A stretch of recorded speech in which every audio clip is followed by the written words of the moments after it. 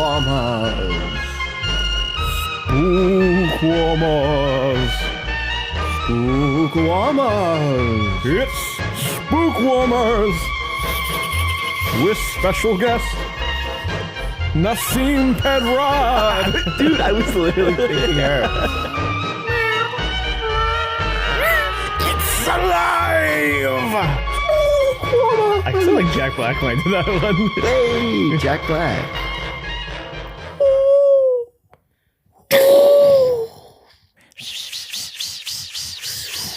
The Batman. Something in the way.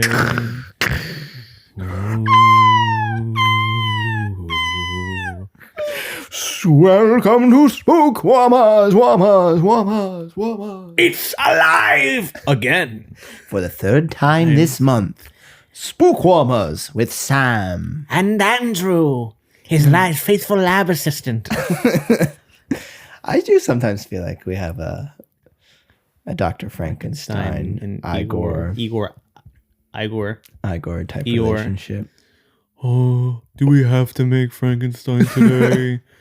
Do we have to do a Dr. Sleep podcast today? Oh, bother. Yes, Andrew. We do. But yeah, this is the podcast. As you guys may know, we're doing Spookwarmers this month. So we're doing spooky movies. Yeah, they're all kind of horror-esque, family horror for Goosebumps. This is like a actual horror movie, I would say. A Bone Tomahawk's a Western. Yeah, not even really a Spookwarmer. And Crimson Peak is episode 1. Gothic horror. Yeah. Crimson Peak next week. But yeah, this podcast where we watch and discuss movies from roughly 2012 to 2020, also known as the trick-or-treat period of Hollywood.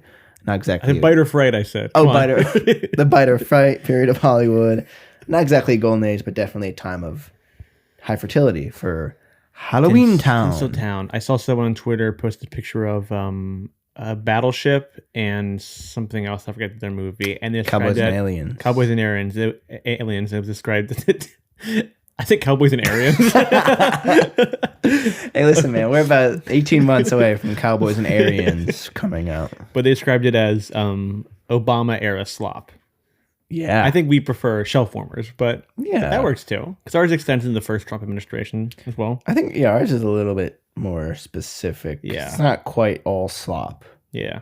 But yeah. But so fertile, in fact, that we did not see many of the movies produced. So if they're good, bad, meh, or scary in this month's case, that's right. We're going to cover them all. If it's been sitting on the shelf, well, it's time to take it down and reassess. That's right. And today we're covering Dr. Sleep. That's what, every time we say Dr. Sleep, we have to do a little snore. The 2019 film, which is, of course, is it a legacy sequel? A legacy sequel? Oh, this is a legacy sequel. To, of course, 1980's The Shining, directed by Stanley Kubrick. We all know how I feel about legacy sequels. I think so. The Devil Wears Prada 2 is going to make me smoke Tucci blunts, as we've established. That's right. I'm sick of them. Really? I'm sick of legacy sequels. All the Hollywood makes. Come on, let's get some fucking original ideas out here. I'm so mad that sometimes when I get mad, you call me Andrew Allega sequel. Oh, Andrew Allega sequel is back, baby. I'm gonna pass the mic to my man Count Dracula. Thank you, Andrew. I am preparing a musical introduction. When Andrew gets a little fired up, when he gets a heart to the stake, yeah, he talks about how much he hates legacy sequels. This is an ode to the 80s slashers. My kings and queens, as an OG Dracula myself. I'm wondering, why do they keep trying to make 80s slashers happen? I'm timeless. Freddy Krueger, get the fuck out of here. Wow. And, look, I came down a little hard on Freddy Krueger, but we had a brief but passionate love affair in the 2000s. After Freddy vs. Jason, he was kind of struggling. We both were in a revamp of our image. So, just want to give a special little shout out to Freddy Krueger. It's all love, baby.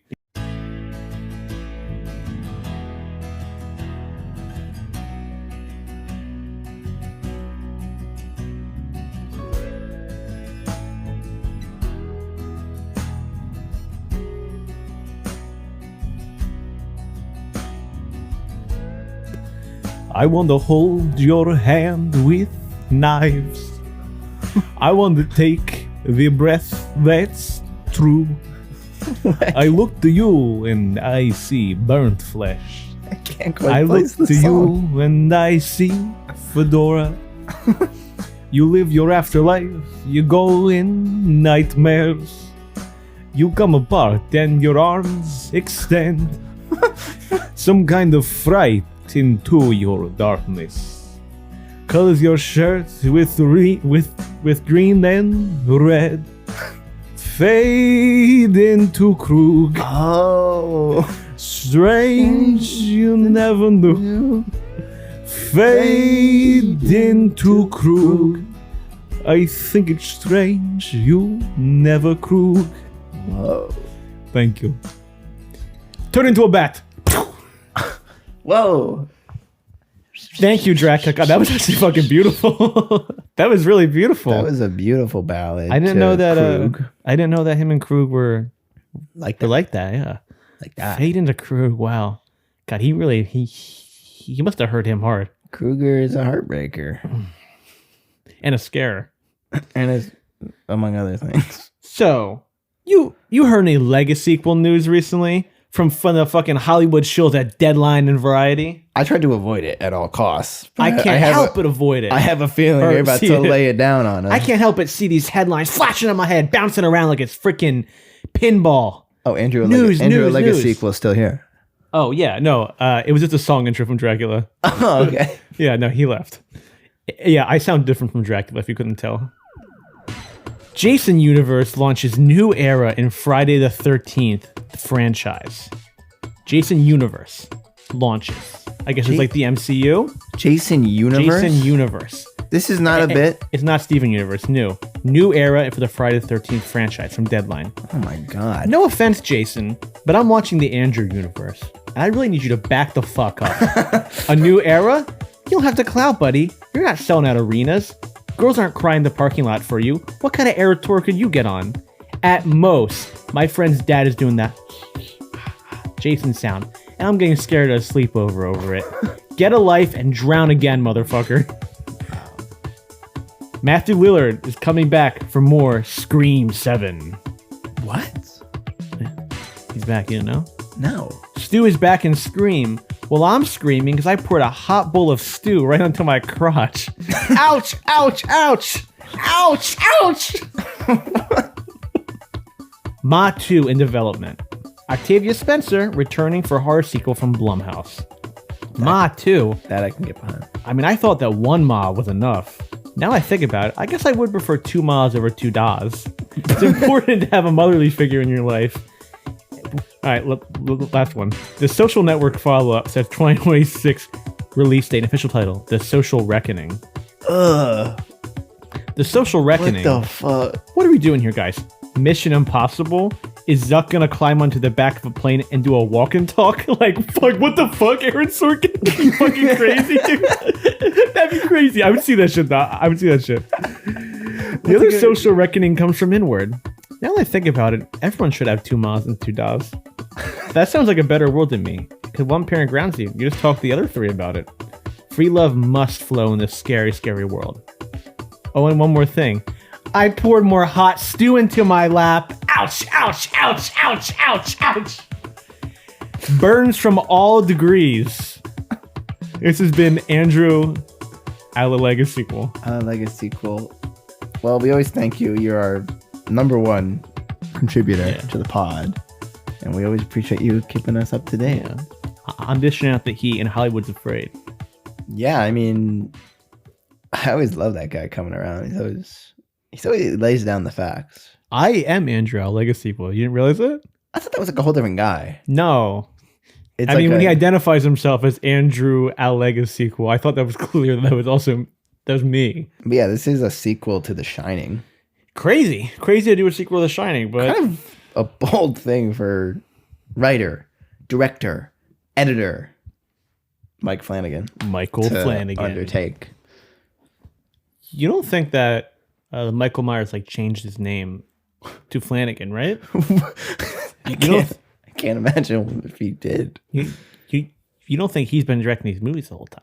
Mike Myers? Michael Myers? Yeah, Michael Myers like the serial killer. Ding. Whoa. You don't think he took his? You don't think he's Mike Flanagan, right? You don't think Michael Myers has a passion for making films about grief and trauma and monologues and fucking monologues? Michael Myers famously a chatterbox. Life of Chuck, Life of Michael Myers. Whoa, wait, Life of Cuck. Michael Myers killed his sister. Life of Cuck, the Michael Myers story. I want to pitch this to A24. Did you? I feel like maybe you should lead the conversation. Actually, let me. Why'd you put your laptop? I don't know. I thought it was done, but I realized I had the release date. We just started the podcast. Well, I didn't really take notes. Put his laptop away. Because I know this movie so freaking well.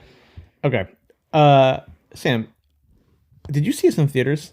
Hell no. I did. Opening night, baby. Really? It came out November 8th, 2019.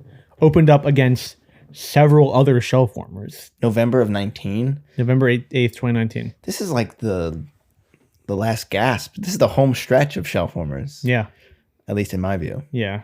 We're at the end. At the end of the world. So this opened against, do you have any guesses? This came out in November of 2019? Yeah. One was a Roland Emmerich film. Geostorm? No, wait. Was that COVID? That was right before it too. Actually, this may not be a Roland Emmerich movie, actually, now that I think about it. Great research, man. Great. Uh-oh. Oh, no. It is. It is. For some reason, you made me Two? question it. It was kind of poised as his Oscar movie. It has like a big cast. I have no idea. Midway. Ed Skrein, Patrick Wilson, Luke Evans, Aaron Eckhart, the Nick Jonas, the Dennis Quaid, Darren Criss, Mandy Moore, and Woody Harrelson.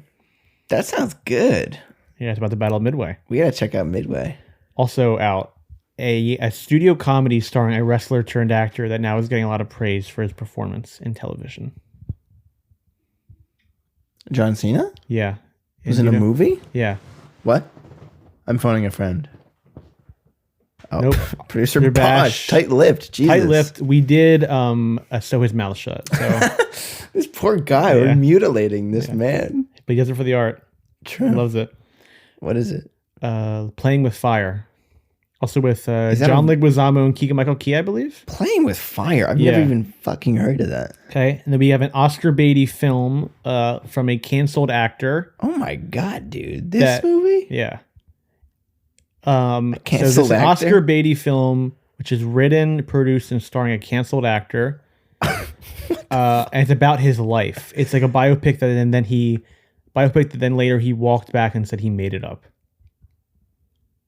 This is so incredibly specific. Yeah. What is it? Honey Boy. Shia LaBeouf's Honey Boy. Which is not based on anything? No, he said he made it up. Or like he said based on his childhood, but he said he made a lot of it up. After the fact? Yeah. Dang. Yeah. Interesting time for Tinseltown. Yeah. Performers. Cool. So I did see this in the Damn. theaters. I actually have a very specific story. I went on a triple date to see Dr. Sleep on a Friday night after we all got off work. Triple date. So Triple date. you went out with a group of friends? Yeah. So like it was a girl that I would end up seeing for a while, and her best friend was into my best friend, and then one of our best friends was already dating their third friend. Wow, that's So- nice when it's a nice, clean, even set. Yeah, and Selfish Andrew was A living. third persona you have? Yeah, Selfish Andrew. Yeah, the Andrew Alga sequel. I really wanted to see Dr. Sleep. Okay. So I kind of like pitched everybody on it. So we went at like 9:30 at night, and it's like a long movie. I'm imagining. And they were like all falling asleep. And the girl like obviously like was interested in me, and I like did not pay any attention to her because I was like so excited for Dr. Sleep, but I wanted to go with people. So I was like, let's all go see Dr. Sleep. I'm like, it's The Shining, you know? Everyone was like, okay, The Shining is like Yeah, the a Shining hip sequel. movie. Cool. And then I was the only one that liked it. I was the only one that was like enjoying myself. Yeah. But so then as a sorry, I then ended up taking this girl to see Last Christmas. Oh. Yeah, so I saw both those. Interesting. Okay. That's good. I mean, I remember this movie coming out, obviously. But something about the title. It's a bad title. based on the Stephen King book, Dr. Yeah. Sleep, which I didn't realize was only from 2013. when Yeah. he Oh wrote yeah. that. Yeah. And I was just like kind of confused by it. I wasn't really sold. Honestly, I will say on watching it for the first time this week, I fell in love again with Rebecca Ferguson. Oh. But I She's the remember when I best. saw the trailer back in 2019, something about her with the top hat and like the half, like almost like dreadlocks. I was just Rose like, the Hat. Yeah, Rose the Hat. I was like, Yeah, that's fair. I can't. Because With this. it is like very different from the Shining. movie. What's the relationship with a few things? What's the relationship with towards a King, towards The Shining, and towards Mike Flanagan? Wow, these are great questions. Stephen King, I have not read a single Stephen King book. Really? I'm ashamed to say. That's surprising. I could see you. I would love Getting into to. them. Maybe you can give me a little Stephen King slate. I have a bunch of Stephen King books I can give you. Yeah. Could you give To me, three? he's like the Spielberg of writing, where I can. Where Whoa. it's not always like I don't necessarily need to challenge myself. I can just like read a book and enjoy, and not really think too much about it. Could you give me 3 starter pack King? Sure. I love The Stand. Like The Stand's my favorite book by him. It's very long, so I don't know if I would start with The Stand. I'd maybe do Pet Cemetery, The Dead Zone, and maybe the original Shining. Ah, Yeah. okay. Which I think, or no, I would do Carrie. I would do Carrie, Pet Cemetery, Carrie. and The Dead Zone. I still haven't even seen Carrie the movie. Original one. Yeah, It's awesome. Brian De Palma, baby. love De Palma. But I mean, I obviously know Stephen King. I remember as a kid, you kind of learn, oh, Stephen King wrote The Shawshank Redemption, but that's not a horror movie. Wait, he wrote Stand By Me And Misery. and Misery. These are not your typical Pennywise? Shining Pennywise flicks. But he's one of those authors who is sort of, I don't know, like I feel like a big part of his legacy is defined by his movie adaptations. Sure. Like he just, maybe it's just by luck, or maybe like you're saying, maybe the stories are just suited for the silver screen. But like off the top of the dome, like Shining, Carrie, these are Misery. legit movies. Yeah. I mean, Shawshank obviously Shawshank. regarded. A Green Mile. Stand By Me. Even the It movies people love. Yeah. Which It too is maybe a shell former. It's chapter 2, Chapter two. which we were so excited for. Bill Hader as Finn Wolfhard. When did that come out? Did that come out? 2019. It too came out in 2019? Yeah. Oh, wow. Okay. Yeah, that was pre-Pam. Pre-Pen. Pre-Pam from The Office, sorry. So that was 2004. Yeah, pre-Jenna Fisher. But yes, King, kind of a creepy looking guy, visually. Yeah, he's a bit... I was going to say, your vibe is King sometimes. Like, your outfit right now is a King outfit. You think? Yeah, like he would... Yeah. He wear those faded jeans and a gray t-shirt and his glasses, bro. Yeah, you look King vibe. Damn. I guess there's worse things to be than Stephen King. Yeah. As far as The Shining goes, that's a whole other thing. The Shining is one of my favorite movies. The Shining is a movie I watched.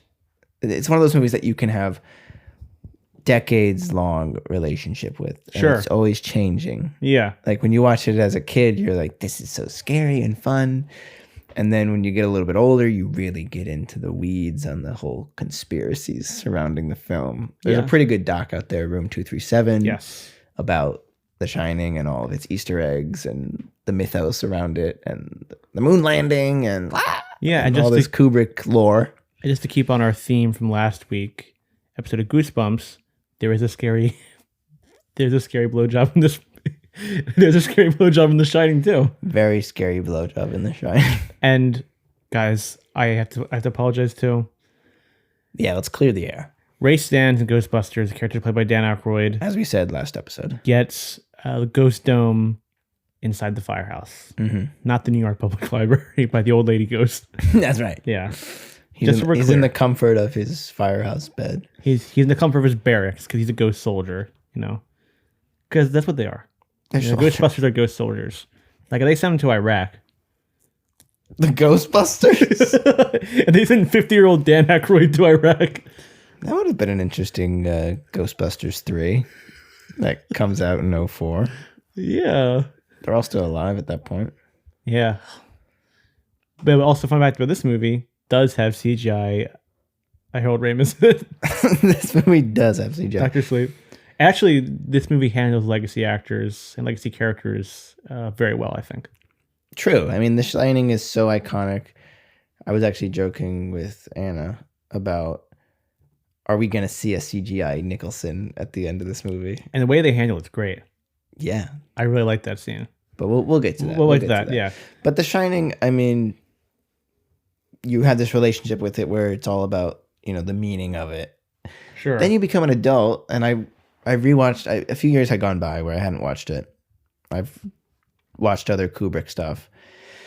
And then after our beloved Shelley Duvall passed away, they re-released it into this theater in Asbury. And I went with our dear friend, and we saw it on the big screen. And that was like the first, I had even seen The Shining on the big screen in high school. Yeah, I and saw it over COVID. Obviously liked it. But seeing The Shining fresh after 4 or 5 years, it like fully clicked. Sure, yeah.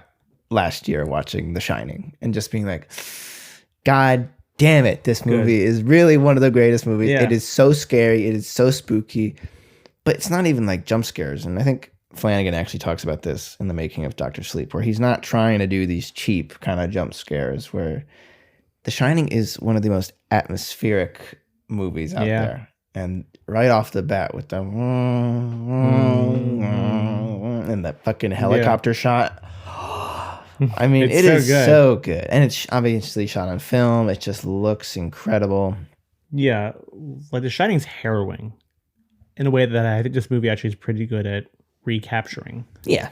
And it's long, and it's obviously the Nicholson performance is great. Shelley Duvall is out of this world in the movie. Wendy, darling, not gonna hurt you. Scatman Crothers. Bash your fucking brains in. Bash your fucking brains in.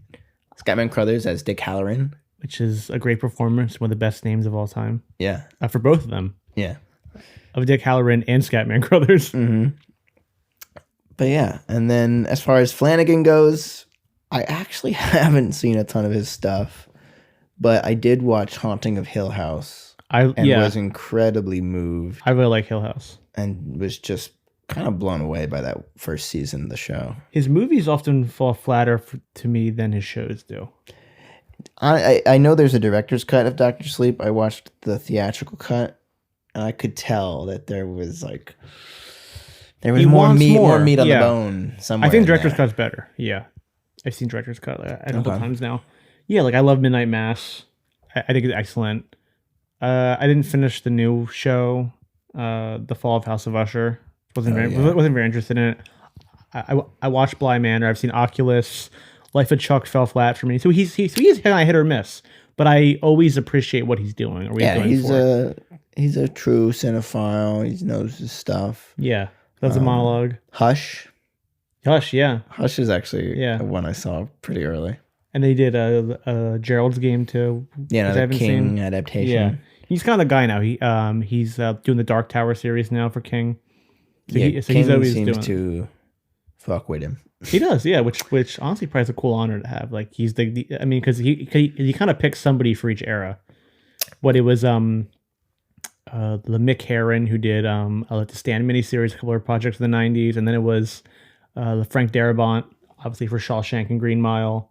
And before Darabont, Rob Reiner. Yes. Yeah. So he kind of has his guys he trusts. That's true. He does. Yeah. That's kind of strange that there's more than one person who has done more than one King adaptation. Yeah. But obviously, quite infamously, as some listeners may know, that Stephen King was not a fan of Kubrick. No. And his Shining. Which because the original Shining book is so personal to King that like you understand that perspective, even though the Shining is so fucking good. And you understand that. If you read both books, yeah. So you might know that was him as able Lois. to speak to this more than me, but from what I understand, the movie The Shining depicts Jack Torrance, Nicholson's character, as sort of this spiral. And the hotel and himself, like the hotel is unlocking and unleashing this Correct. evil that already exists in Jack Yeah. Torrance with his, the way he treats his wife and his son. And he really becomes the monster of the movie. Yeah, and but it's- from what I gather about the book is that Jack has more of a redemption Sure. at the end of the book. Because that's King writing about his own demons and the coke and drinking and Yeah. him going crazy with his family. And like, it's kind of the worst case scenario for how he ended up. Mm-hmm. So I think it's just personal for it to be reduced to like, it's a haunted house story, which is where King kind of felt it. Where like King kind of felt it landed more just like it's spooky for spooky's sake. And it's like a ghost story. Where King's like, no, this is about a guy like, battling his own demons. And but King wanted him to get the redemption. It's just so fascinating. In the same way in this, the ending is very different than the book. Yeah, because from what I got in the brief research I did was that, I'm just thinking about the end of The Shining in the maze. Yeah. Is the maze in the book? No. That's no. a Kubrick. Or so sorry, I mean for the of Doctor Sleep. I don't remember if Maze is in the book in the original Shining, but the third act Dr. of The Sleep Shining is different third act for Doctor Sleep because the Overlook has burned down and it's like a camp now. Yeah. like- So in the book, at the end of the first Shining, the Overlook is burned down. And I think what Flanagan does, which honestly, you got to give him a lot of credit. It's really smart. He's kind of making both camps happy. Yeah. Where it's like, okay, No. Stephen King, you were And he went pissed to at King Kubrick. first. Let's put your original ending to The Shining as the ending for Doctor Sleep. Yeah. But we'll still do some kind of hit or miss Shining Correct. echoes in Doctor Sleep as well. Of Yeah. The movie. And he pitched at the King. He was like, I want to be the pairing of the two different perspectives of The Shining and pop culture and kind of give it like the definitive, here's what the story is. And King was like, I like that. And King also has softened on The Shining over the years too. It As just he's gotten kind of older. makes me laugh because there's been so many Stephen King adaptations. It's unfortunate that the one he's not a fan of just happens to be The best one. one of the best movies, yeah. bar none. Yeah. It's a pity. But the film itself, Doctor Sleep, we got Ewan McGregor Yeah. as Danny Torrance. He's one of our guys because he's Obi-Wan. He will always be one of our guys forever. And he's rocking a beard in the first act. Yeah, looks good. And he looks like Obi-Wan. Train spotting. And if you've, obviously, a lot of you have probably seen The Shining, Danny has these psychic abilities. But now he's all grown up. He has a drinking problem. He struggles with this trauma of his dad going crazy and trying to kill him. We've also got Rebecca Ferguson in here. Rose the Hat. Zan McGowan from Bone Tomahawk in the one scene. I was complaining how I wanted more of him. We got him in a big role in this as the Crow Daddy. He's great. Great. I love him.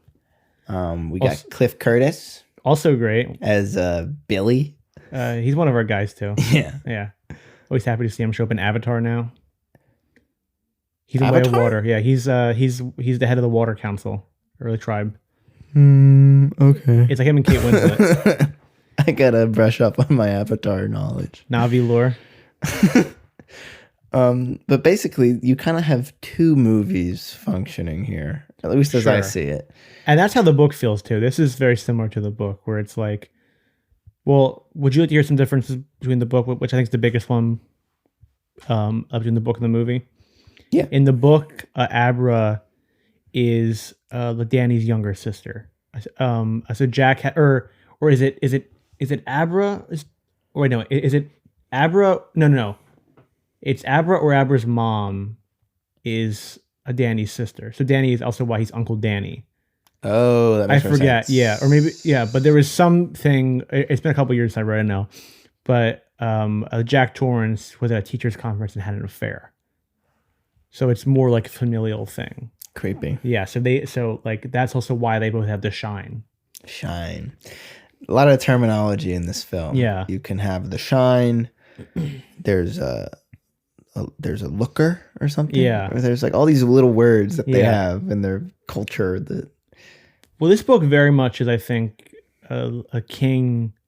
Obviously, is obsessed with that redemption and the second chances. So, I think him writing Doctor Sleep was very much the idea of what comes next after you're sober. You know, like I think that like The Shining, I said, is like him at his worst in terms of his drug use and his psychosis and stuff like that.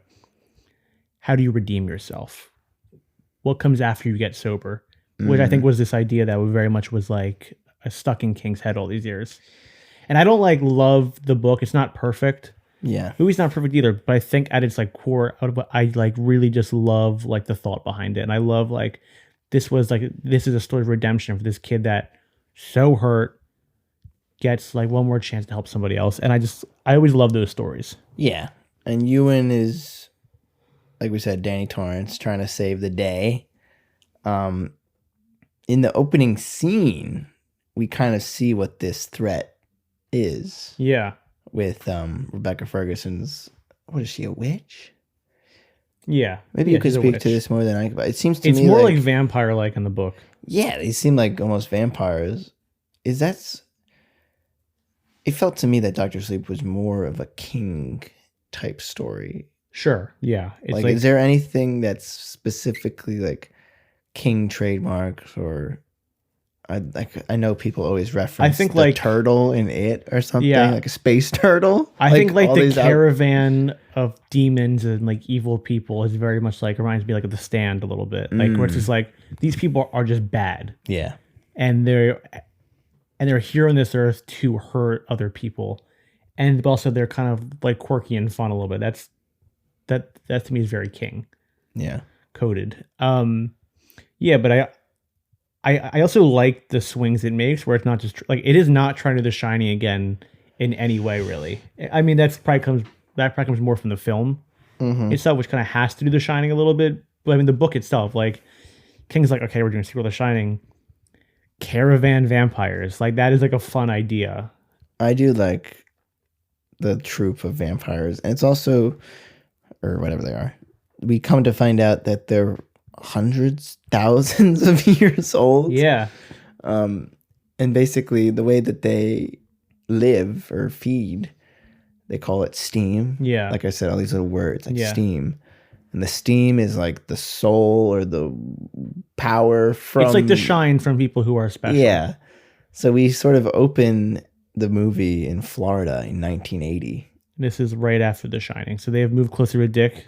Because Dick in this version, because he lives in the book, he didn't live in the book, but I mean, yeah, I think in the book he survives. He does survive. In Kubrick's The Shining, he is horribly axed in the chest. Yeah, and he's a ghost, quite memorably played by, I think, quite brilliantly in this by Carl Lumley, right? Who we would know as growing up as with a John Jones from the Justice League. Yes, and now that we've fully come of age, we know him as someone else. Isaiah Bradley in Captain America, Brave New World.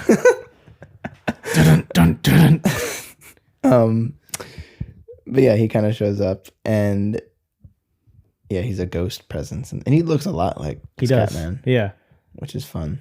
I love this scene like where Danny's just talking to him on a bench, and he's just kind of explaining him to him because all the ghosts from the Overlook have started to follow Danny home, pretty much, because he's such an untapped a well of shine that they dislike. Yeah, and they gotta get a bite. I think the film opens with that initial scare of the girl being taken by the caravan. Yes, which also is a great opening. But then there's one thing that Flanagan pays off with for the Kubrick stuff is he does a lot of the long dissolves. That you see in The Shining. So the first long dissolve is actually going from, I believe it's from that poor girl getting eaten. Yeah.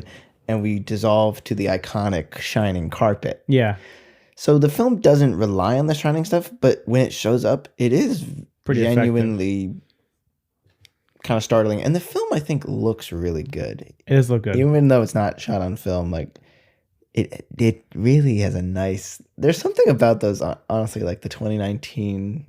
where digital, they kind of learn how to grade it, and it looks a little bit silky and smooth in a good way. Yeah, and then also then when you go back to the Overlook, it's a weird combo of like unsaturated shots, but also like I don't know. There's like a warmth and a coldness, it's like a warmth and a gray, in a way that just looks very interesting to me. It's scary, and then we go to like you said, Danny's talking to Dick, and he's like, "You need to learn to control or lock these things away." Yeah. So he basically teaches him how to trap the demons from the Overlook Inside into his- boxes within his brain. Yeah. So it gets a little crazy. Yeah, but it's a little it's crazy. cool. Yeah. And they have this visual of the maze. He's from been running into the Shining. shower lady from The Shining. Yeah. Yeah, the naked lady from the scary 237 bathroom. Yeah.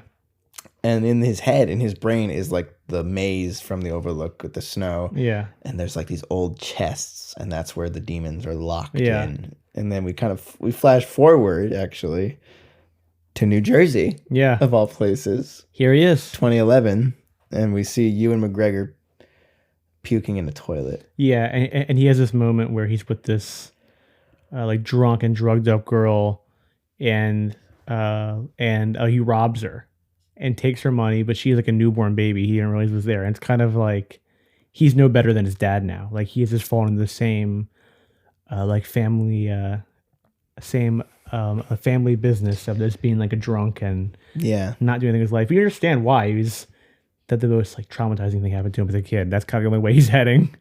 It's tough. He sees demons his whole life. His mom died. I find out Wendy Torrance is already at this point. She died of cancer. Yeah, and he says it, we could jump ahead briefly where he has like this monologue where he talks about that. And he's like, because he has this shine, like he saw these black flies around his yeah. mother. Yeah. And that was She had his no idea. sign that her time was coming. Yeah. And it was like, you never see that. But It's pretty heavy. the thought of it is pretty startling. Yeah. But yeah, then we go to this movie bounces around a ton in the first like It half fits a lot hour. into it. Then suddenly we're in Long Island and Rebecca Ferguson is back. Yeah. She was introduced in the first scene. Hasn't aged a day. It's been like 30 years. It's a bit peculiar. So now we kind of like fully Figure it out. confirm, okay, these are some sort of soul-sucking monsters. And that's where we meet this other prospective shine Yeah. in a movie theater. Andy, her name Yeah, is? Andy. Andy, Snakebite Andy, Snakebite Andy. who has the power to like mind control, Yeah, pretty much with her. I don't know if you felt this just because you're intertwined into this King stuff. I kind of saw this as almost like an X-Men movie. Sure, yeah, a Where little they- bit, yeah. They're all kind Rebecca of have Ferguson's these like a weird Professor abilities. X. Yeah, and she's like recruiting the other mutants. and Yeah. she's like, I like your style. Like, Yeah. she basically puts this guy to. What does she do? She like puts him to sleep Yeah, and she robs them. because he's and like she a shames pervert. them. Yeah, because he thought she was like younger than 18 or whatever. Ugh. Yeah. No, yeah, it You like does her a in it. lot of world building, which I think Yeah. King's actually like weirdly like very good at. Yeah. Because you think of him always in like these small towns, but his world building is like really excellent. Yeah, but as you mentioned, Abra is another person who has the shine, who's kind of our legacy sequel character, like like the new person who has the shine. And Yeah, she's great. Danny has to protect her pretty much because Danny's sober. Like he moves to a new town, meets with him and his friend, a Billy who gets him sober, gets him a sponsor. A doctor was Dr. Brian. I forget his name. Doctor. It's the Bruce Greenwood character. Oh, this was who has fascinating. like no presence in the movie, but he's a main character in the book. Like he's in the final act with him and Billy because Billy doesn't die either. Well, yeah, Bruce Greenwood is basically at the AA meeting with Ewan McGregor, and he gets Ewan McGregor a job at the local like hospice. Yeah, but in the interview, it's the exact same office from The Shining. Yeah, which is a with weird little thing. The guy who runs the Overlook. But also, what's interesting about that to me is Bruce Greenwood kind of looks like a Kennedy. Yeah, And the guy in The Shining looks identical to JFK. yeah, that's And true. people always read into that a little bit. Yeah, And Greenwood actually played Kennedy in 13 Days. The movie. Really?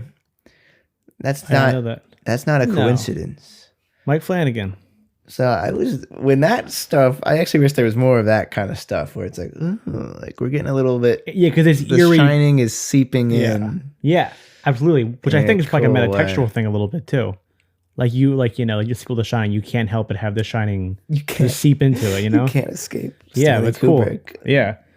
So then Danny gets his life back on track, but Yeah, he gets- Abra, a young girl also with the abilities of the shine, starts to pick up on these signals and she realizes that he's kind of close by. As she starts also to pick up on Rose the Hat signals and this caravan of evil demons. Also, shout out to I think his name's Carol something, the guy that plays a Grandpa Fink. Yes. Which he's a giant from Twin Peaks. He's Lurch of the Men in Black movies. Yeah.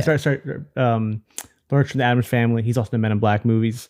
Great a character actor. Has such a distinct look and awesome voice, and he's great in it. He's also in Gerald's Game, so he's in the King. The Flanagan King verse. Yeah. Then we jump ahead 8 years. Danny Torrance is at the AA meeting and he gives this tribute to Jack Torrance, his father. Yeah. He's like, I now see, like, he's clear-headed. He's working at the hospice. This supernatural cat somehow knows when people are going to croak. Yeah, and he's Dr. Sleep, which is how he gets the name. He's Dr. Sleep. He uses his ability to guide the elderly people who are sick and dying into the afterlife. Yeah, so that stuff was kind of crazy. Which like, once again, it definitely is King. He got hit by a car in the 2000s, if you know about that, and he almost died. Really? Yeah. He got like run over by a van. And that kind of changed his outlook on everything. So I think it's very much as King thinking about the sobriety, second chances, redemption, also death. Mm-hmm. 2013, he was still in his 70s probably, Yeah, so now it's present-ish day. The little girl, Abra, has grown up. Yeah. Her powers are still around. Yeah. And she gets a signal from something very awful, maybe the hardest scene to watch in the movie. Yeah, so before this happens, Rebecca Ferguson's talking with Daddy Zan Crow. Oh, yeah. Crow Daddy. Crow Daddy. And they're talking about like Netflix and how the world has changed and there's not a lot of steam out there. Like the steam supply is depleted. Yes. People aren't special anymore. And I was like, this is so true. Yeah. There is no more steam. No one's shining. But they get a sense that there's some steam close by Yeah. who happens to be Jacob Tremblay. Yeah. This young boy on a baseball team. Like Flanagan's really good at doing like these like tonal shifts, like chapters almost. Yeah. I mean, Like, it feels like a book a little bit. This in particular is fucking crazy. Also, it cuts to him just playing in like while he's in Iowa. He's like in a cornfield, like playing ball. Yeah, and he's like a new pitcher, right? Somehow. Yeah. It's worth noting that Danny Torrance and Abra are like pen pals via this chalkboard wall, and Danny's able to draw on the chalkboard wall, and Abra can see that. Yeah, Or which feel is that. kind of a cool way to show that. Instead of just like them being like, Abra, it's me, Danny Torrance. He's like, Charles, it's me. Charles. Eric, it's me, Charles Xavier. Daddy Torrance is talking to a little girl again. Danny Torrance. But yeah, so they kidnap the Jacob Tremblay. Yeah, they kidnap him, and then they literally do the most horrifying thing in the movie to him. They like start stabbing him, but he's still alive, and he's screaming. Because you torture a person and gets more steam out. Yeah, more steam, and it's more pure when the shine is young. And there's blood, and he's screaming, he's pleading, "Don't kill me, please don't kill me." He's getting stabbed, and they're like vaping out his soul. Yeah. And it's terrifying. And I guess Abra gets a sense of this, and feels it from thousands of miles away. And it's like, no. Oh. And then boom, boom, crack. On the black chalkboard at Danny Torrance's place, the iconic, again, The Shining creeps in. Red rum. The red rum font appears on the wall, cracked. And Danny Torrance is freaked out. If viewers at home, just be aware, this is a trigger warning. The red rum, when you spell it backwards, when you flip it, murder. I was scared myself there just saying it, so be aware. It's nuts. So then they kind of get a sense. Also, Everyone gets a eat him, sense. they eat him, they stab him, and bury him alive. It's like... Terrible. Yeah. Terrible. And at that point, everyone kind of is on the same page. Like, Abra knows that bad shit's going down. Danny knows bad shit's going down. And the bad people, Yeah. what are they called? The True Knot? Yeah, the True Knot. The little cult? And there's this great... They have a sense that... Yeah. Well, because as There's Abra, as she taps into Rebecca Ferguson, she's able to kind of like go into her mind. Yeah. This is a really great scene where Rebecca Ferguson is grocery shopping and she thinks she has all the power. She thinks that Abra's going to fall into her trap, and Abra then throws it back on her and like flies her across the grocery store. Yeah, smashes her. The freezer. Yeah, it's window. awesome. It's really cool.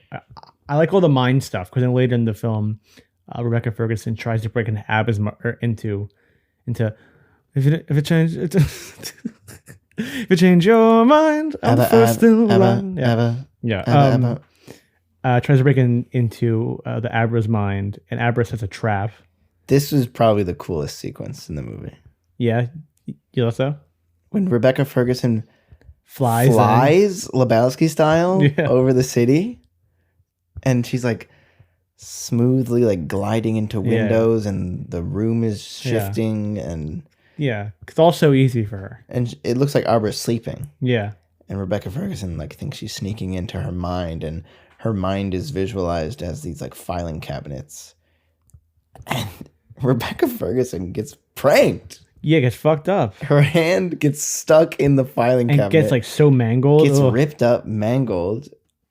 It was awesome. And then she looks at Abra. Abra has no face. Yeah. It's this whole trap Abra set so she could try to learn more about her. But that's kind of like the DEFCON 4 for like her and Danny. So then they're like, we need to take these guys out or they're going to take out more people and us. And at this point, you feel that obviously they have to do something, but also that the True Knot has to do something because at that point, Dr. Fink, what the fuck's his name? Finkman? The Grandpa Fink. Finkel? Grandpa he Fink, dies. Yeah. Just because he's so old. He's so hungry and not getting enough food. And the visual of the True Knot folks dying is one of the coolest visuals in the film because they like turn into smoke, but their clothes kind of fall Obi-Wan style. It's like Jedi style. Jedi style. Yeah. And it's... Carmy. Piggy. Hi, Piggy. You want to watch Doctor Sleep tonight? Hey, yeah! Well, you could have said no, I guess. End scene. You could have said no, I guess. And then we get a pretty insane moment where they eat his steam because they're so hungry. Yeah, this guy they love dies, and they just eat up his vape juice. Blue Raz. Grandpa Finger's Blue Raz flavored. But then we get the scene where the True Knot kind of gets ambushed. Yes, which I don't remember how this is different from the book.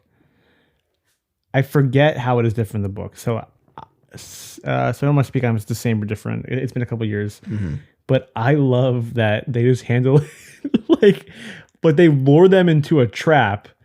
And then it's just it is an ambush with guns. I thought there would be more of a kind of build up around this or something. Or like a mystic thing. They immediately just start getting picked off. And like when these things get shot and die, same thing as we said, like scream and they miss. Scream, they're in horrible pain, and then poof, they turn into smoke and their clothes are on the ground. Yeah. And the Snake by Andy gets kind of gets one up on Billy, played by a Cliff Curtis, and terrible. She makes him shoot himself in the head, and it's such a tragic moment. It's like oh my god, no, please don't, and then he does it because basically she tells people what to do, and she's about to die. She's about to turn to smoke, and she just looks at him and she's like, "Kill yourself." Or like, you want to kill yourself? Or whatever she says, and he just looks so scared, and he just puts the gun up to his chin, and bam.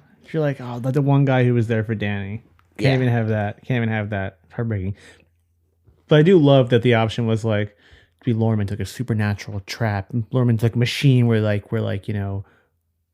takes their shine. It's like no, just like like a couple boys, couple hunting rifles, just pick off this whole caravan of demons. Yeah, but the only people that survive are Rose and the Crow Daddy. Crow Daddy. And Crow Daddy is sent out a windshield. Yeah, because then he kidnaps Abra, and Abra and Danny kind of fuck with him. Mm-hmm. And they crash the car. And they're really good in that scene. And like they are. I forget what he says, but he's talking about like, he's like, you know, he's like this, like all these killings, all this death today, like doesn't mean anything. Same outcome. Yeah. Same outcome. Their deaths were for nothing. Yeah. And you're just like, ugh. Like, what I like about the movie broadly is where, like last week we watched Goosebumps and it was for kids and it's fun. Yeah. This movie is not particularly fast paced. No. It's the theatrical cut is like 2.5 hours. Yeah. But I was totally fine with that. Yeah. It's like a legacy sequel for adults, which sounds stupid to say, but yeah. I liked sitting in these scenes after these shootouts before this other kind of, they're not even really set pieces. Because like we said, when What's-His-Face kills himself, it's like, it's so quick. Yeah. But I really liked kind of living with the characters throughout the film. Yeah. I think Ewan is like he's the perfect guy for this. He's a steady hand. He's Obi-Wan. He was in a DC movie. He can lead these blockbusters, but also he's still the guy from Trainspotting. And he's an incredible performer. And I'm like, I think he's the perfect guy to like be the steady hand for them. Which obviously he's not like an A-list star. Like, you know, he's like, you know, like not as big as Jack Nicholson was back in the 80s. But I think he's the perfect guy to like hit those franchise points of nostalgia while also giving genuinely like a great performance. I really like Ewan in this movie. Yeah, he's great. I said that all in one breath. Yeah. So then the final act kind of takes you to a predictable but a safe spot of going back to the Overlook to like finish the deal. And now Rebecca Ferguson is really pissed off because all of her friends are dead. All her friends all are dead. All my friends are heathens. Take it slow. Really cool shots of this like gas station and going up to the Overlook. I think at one point, because they shot. It might be. There's one point in the they movie. rebuilt the sets based on the original blueprints too. So that's why that's why like the architecture really feels. It really feels like the same thing. And they do this one thing where they recreate the opening shot of the movie, The Shining, but it's nighttime. Yeah. And the opening of The Shining is so like creepy because the car's winding through the hills. Yeah. During the day, in the morning. Oh, the shot of Nicholson driving and Danny's in the back seat. Oh, fuck, The Shining. Go watch The Shining if you haven't. Yeah. Has anyone have you seen The Shining? Everyone's seen The Shining. His first chilling line. I think my headlights aren't working. Is that what he says? No. I think I like the line where he's like, see? He heard it on TV.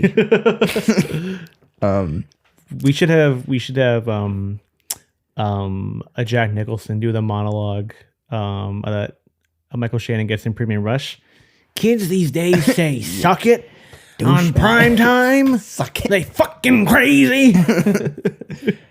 But Danny's thought process is, okay, I'll bring this, you know, scary, powerful witch to the darkest, scariest place that I know.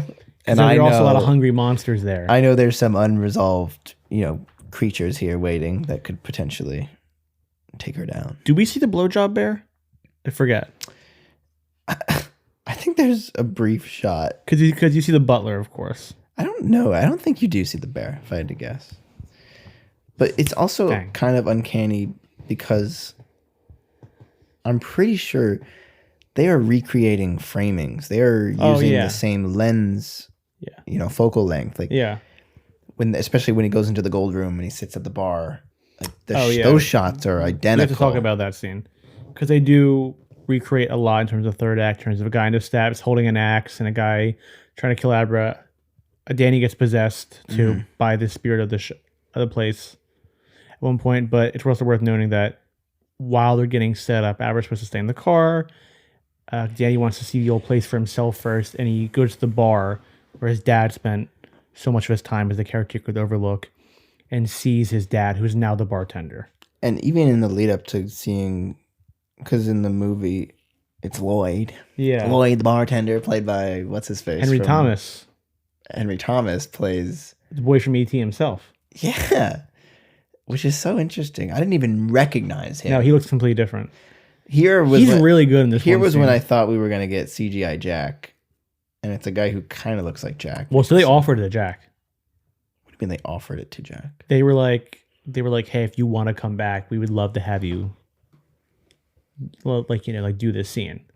But he's been retired, and he was like, no, I appreciate it, but thank you for asking me, but no. Which I think was the right call, because I also think it would take you out of it if it was actually Jack. It would have been pretty cool though. It would have been fucking awesome. Don't get me wrong. Like, I would rather have Jack, but I just don't think it'd be like, holy shit, it's Jack Nicholson. He's out of retirement. But also it wouldn't have made sense because he would have been old. Yeah. Which the whole thing is he stays the same age. Yeah. But I didn't even recognize Henry Thomas, genuinely. I was like, who is that? And I looked it up later. And it looks like they put a new hairpiece on him. Yeah. And maybe some eyebrows adjustments. Yeah. Man takes a drink. Drink takes a man. Right. Which was a great little... But he doesn't take the drink, which I think is great. Great. Because also after his buddy kills himself, he grabs the bottle. Yeah. And you think, well, I get it. Yeah. But he chucks the bottle and smashes it. Yeah. So you are rooting for Danny throughout all this fucking zaniness, crazy bullshit. Yeah. It's still rooted in Danny's very much grounded story. in that story, yeah. In sobriety. In King's story. Yes. Which is right, like you said. Story. And so Danny eventually kills Rose the Hat. He gets possessed by the ghost. Well, actually, I would say the ghost, the Overlook. Well, yeah, first Rose the Hat shows up to the Overlook. Yeah, and she has no idea.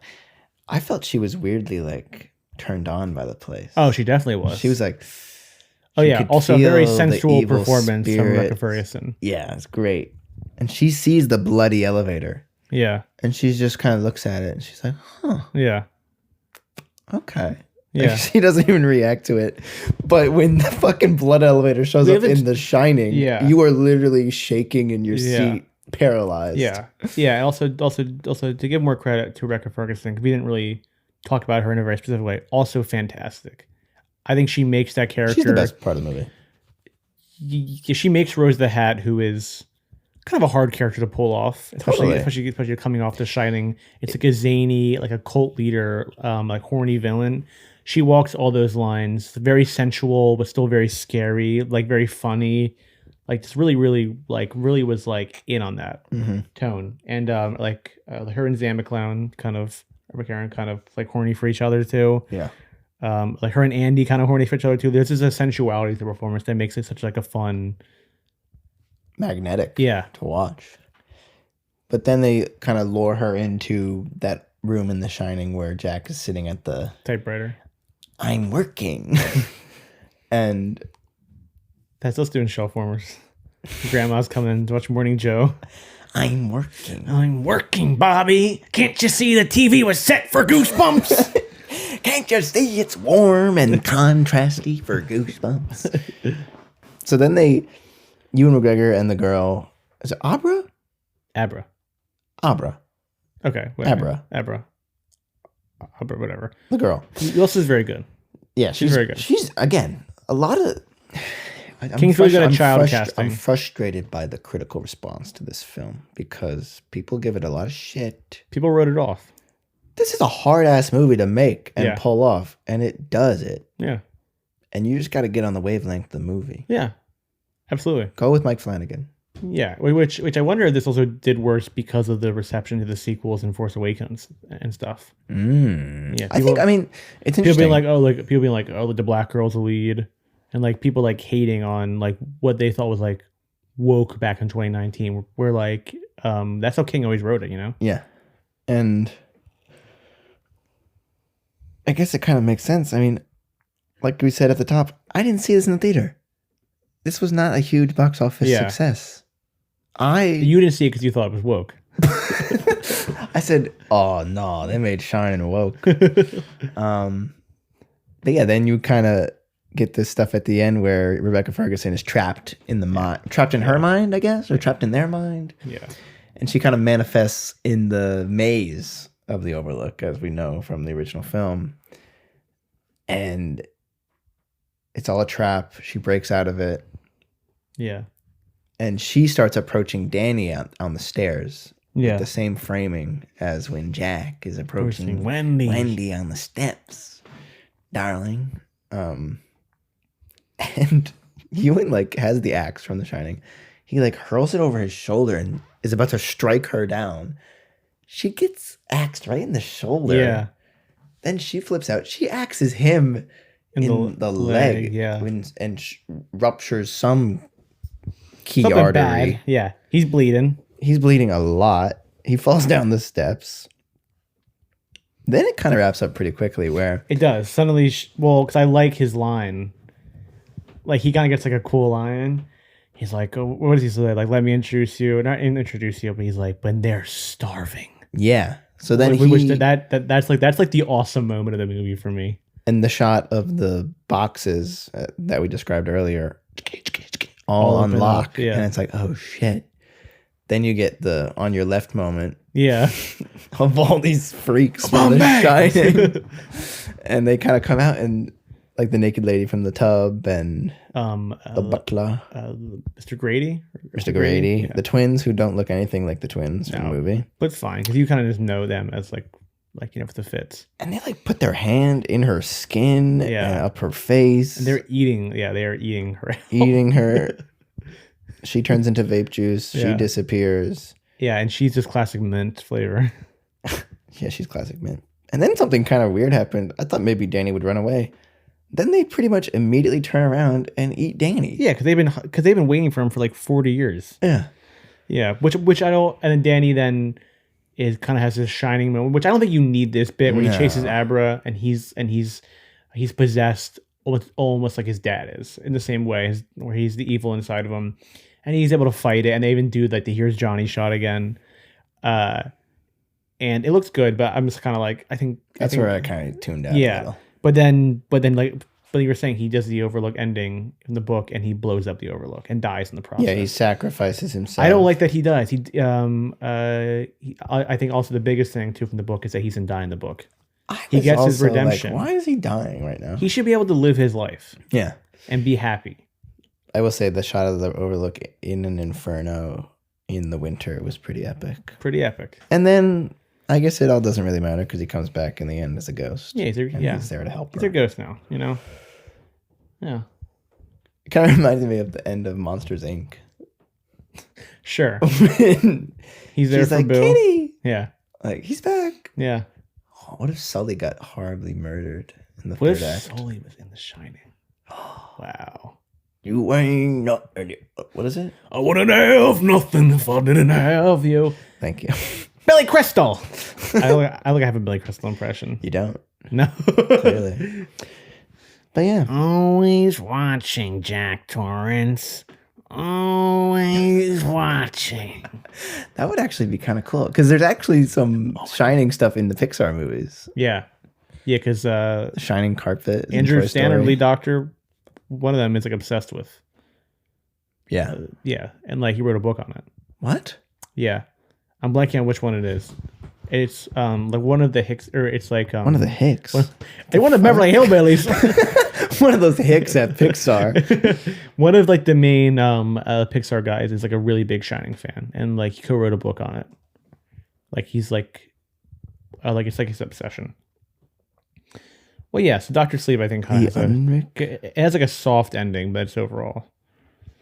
Won me over, guys. Yeah. I do like it a lot. Sam, before we get into our final rating, you got some slate picks for me?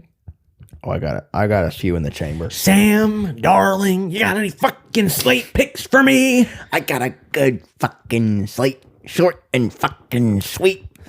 All slate, all pot and no play makes Dracula a dull boy. He's got to stay away at least until the next episode. Yeah.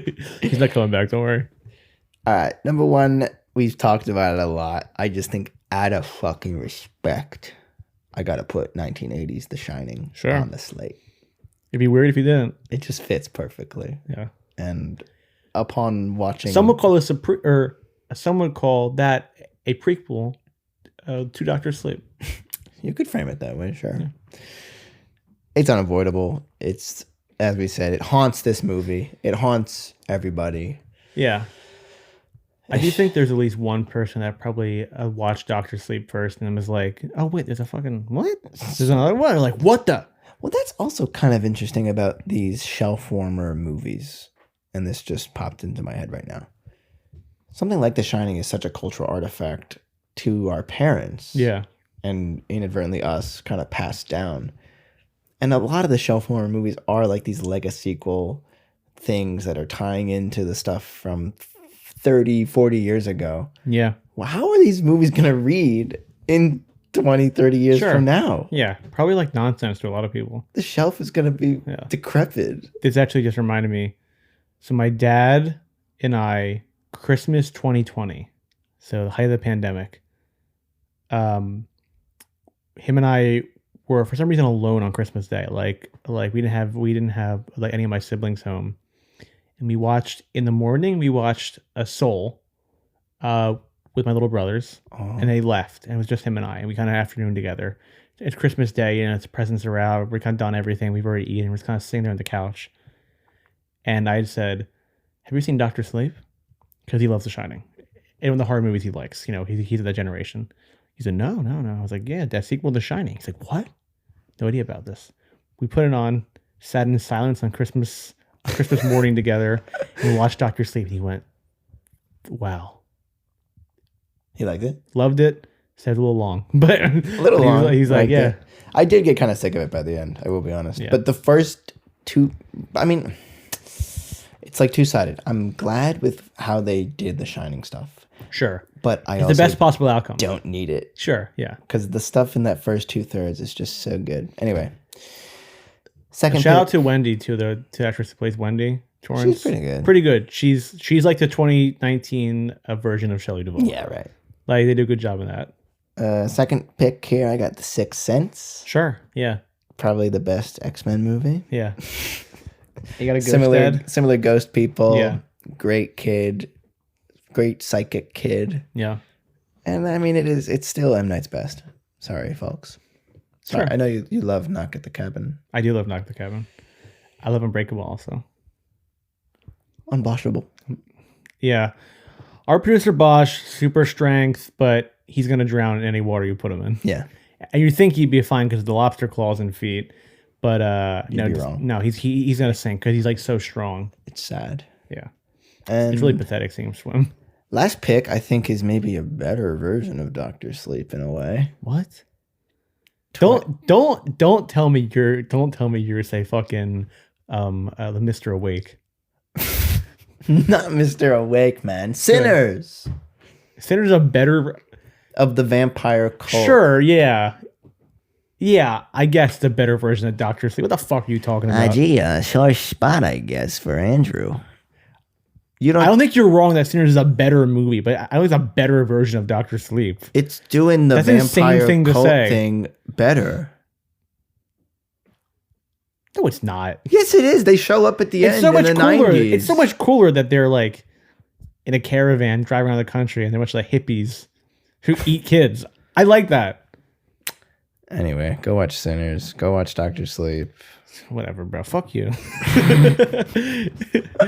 So Sam, are you gonna lock your? Actually, also, guys, worth noting, Sam, he gave back one of my Blu-rays. He gave back my copy of Dr. Sleep that he borrowed like a year ago.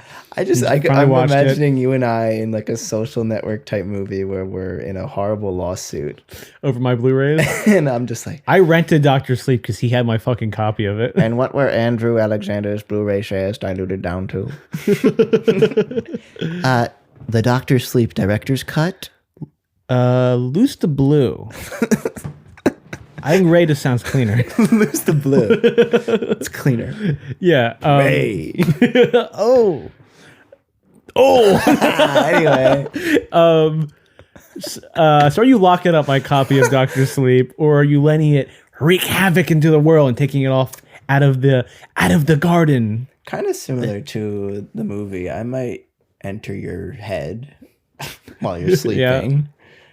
I'll sneak into your room. I'll fly into your room. I'll grab the Dr. Sleep Blu-ray. Hopefully you don't slam my hand in between the shelf. And I'm going to fly out of there and take it home because I would love to rewatch this movie down the line. It absolutely belongs off the shelf. What about you? I showed this to my girlfriend Jill a couple years ago, and she was some of the most locked in I've ever seen her on a film was for Dr. Sleep, which is very strange to me. That really makes sense to me. But she was locked the hell in. I saw she had a 5-star review. Oh, she loved this. Yeah. Well, she loves The Shining too, but she's not so precious with it. So I think it was kind of like, holy shit, this is like a fun sequel. And she really liked Dabra too. So I'm laying a trap for you, and you're gonna rifle through my shelf. You look really scared. What's I'm laying I a thought trap you for had you. another bit planned because I have to go to work, and I literally just had You like looked like you genuinely looked really scared. I'm like Danny on the bike, just like not another bit, man. I gotta go. And you're going through my shelf, and I'm chopping your fucking fingers off, and I'm taking my Blu-ray back, and I'm keeping it off that shelf because it's good. I like it, and I'm glad we watched it. Me too, man. Yeah. So this has been our shelf warmers episode. Our Dr. Sleep. Was for Dr. Sleep. Shelf warmers and Dr. Sleep kind of have a similar. I don't know. Similar confusing title that no one understands. Yeah, and we were also a sequel to not The Shining, but to The Outsiders, actually. Coppola. Yeah, the Coppola film The Outsiders. Sometimes I like intentionally It's a prequel saying his Shelf name like Coppola. Coppola. Even though I know it's Coppola. Co-parter Coppola. Coppola. See you next time.